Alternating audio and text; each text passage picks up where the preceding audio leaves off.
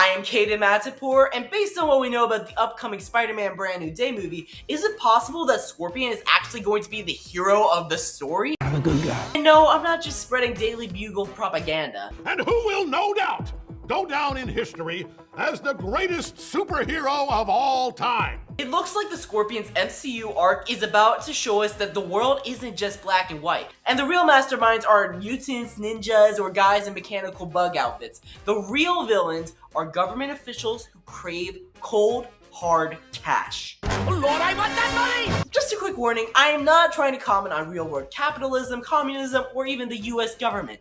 I am strictly just talking about the systematic crisis within the MCU and how they reflect classic human behavior.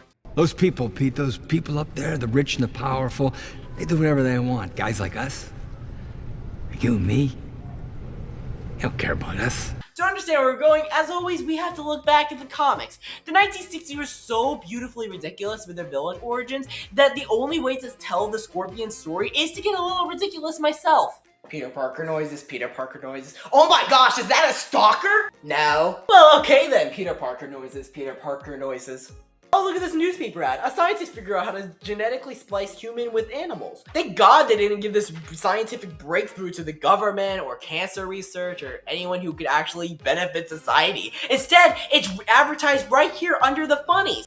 Mac Gargan, stop stalking that teenager I told you to follow around just to see how he gets pictures of Spider-Man, including following him into his house, even though I should technically go for jail for that. Yeah, sure, what's up?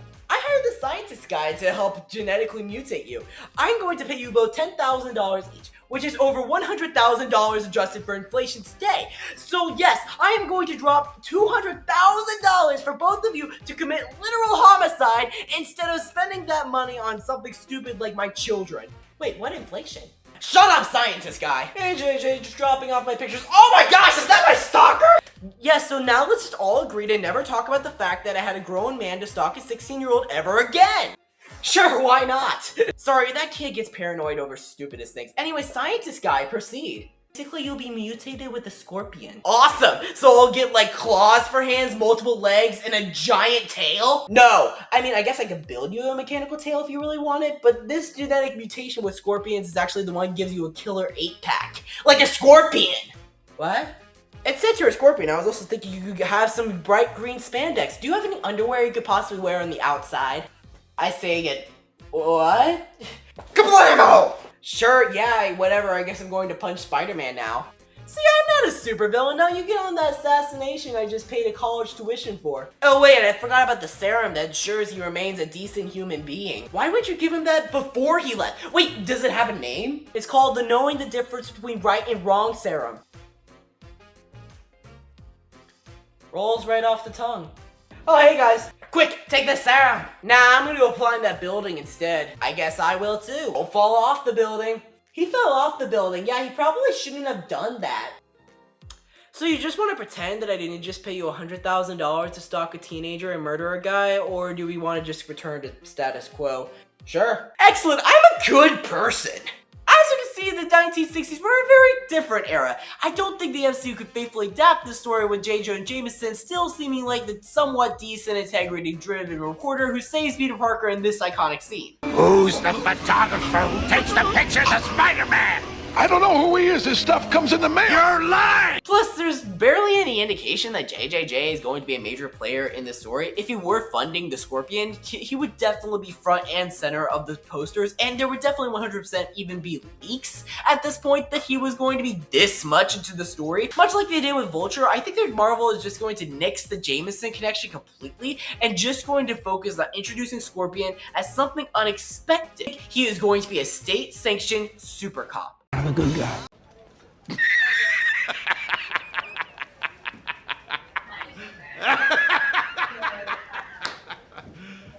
You serious? Let's talk about the DODC for a minute, or the Department of Damage Control. It was originally created by Anthony Tony Stark to clean up the Avengers' messes, but it quickly became an antagonistic force, running guys like Adrian Toomes out of business. All post-battle cleanup operations are now under our jurisdiction. Thank you for your service. We'll take it from here. Boy, that escalated quickly.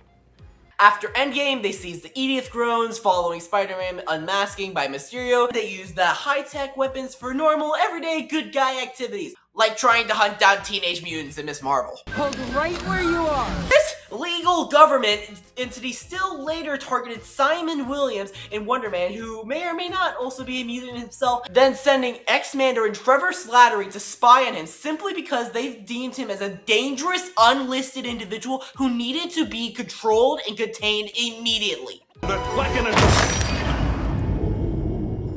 I say we kill the beast! But at that point, Simon hadn't actually done anything wrong, so why is the DODC so aggressive? According to the Real World California Department of Corrections and Rehabilitation, which is where Wonder Man takes place, a system requires inmates to justify its budgets. In a world post-blip full of superheroes, there just aren't enough active villains. No prisoners means no funding, which means that people don't get paychecks who work for the DOC who are trying to feed their families. This pressure leads bureaucratic figures like Agent P. Cleary to target any powered individual, manufacturing threats to stay relevant. This is all your fault, Jafar. My fault? How is this my fault? Using this fear of enhanced individuals, the DODC builds a systematic panic against anyone abnormal. This perfectly sets them up to become an anti-mutant strike force in the next saga. A government agency weaponizing fear against a minority group is a story that X-Men have been telling for over half a century.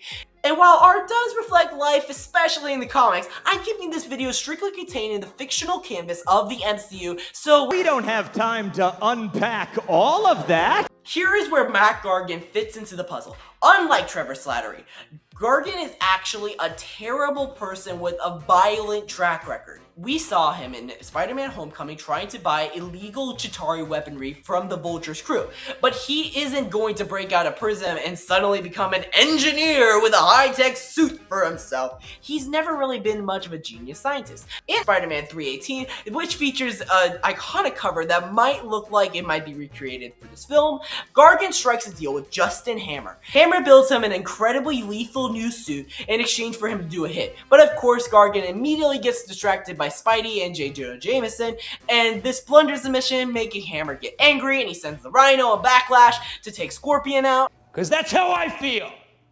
We had a contract, and you did not deliver. Well, I think this movie will pull heavily from the late 80s, early 90s comic era. I don't think we're going to have Sam Rockwell's Justin Hammer back on screen all of a sudden. So here is my pitch. The DODC recruits Matt Gargan, hands him a weaponized suit, and turns him into a state-sanctioned super cop, tasked with hunting down unregistered enhanced individuals to fill their empty prison cells. Naturally, Gargan then demands to go after Spider-Man. Spider-Man will definitely take a stand after talking to the DODC, and probably as we've seen in clips of the trailer, just like he did in Amazing Spider-Man 537, when he went on the news calling out Tony Stark for imprisoning heroes in the negative zone. Spidey will label, possibly publicly, the DODC's targeted roundups as immoral and corrupt. Then he causes a giant jailbreak, freeing the order-detained mutants, including Jean Grey. And this was all kind of leaked by the DODC breakout Lego set that recently came out. In response, the DODC will of course deploy their own task group, Tarantula, Boomerang, the Hand, and the Scorpion, ordering them to bring down Spider-Man down by any means necessary, even if they die. What, we some kind of Suicide Squad? That brings us to the ultimate question. If Scorpion and his team are just following state orders for a paycheck and a wiped record, does the public view them as heroes? Or just villains?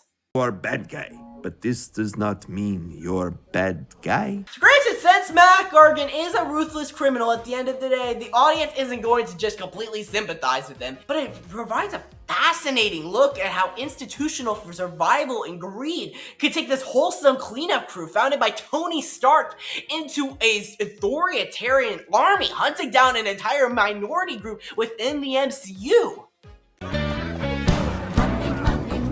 Or, you know, maybe I'm just taking a grown man in green Scorpion tights just a little too seriously.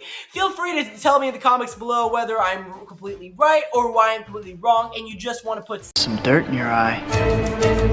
Also let me know in the comments if there's actual logic to this 16-year-old rambling, and don't forget to like and subscribe. This is Kate Madzabor saying... You! You stay classy.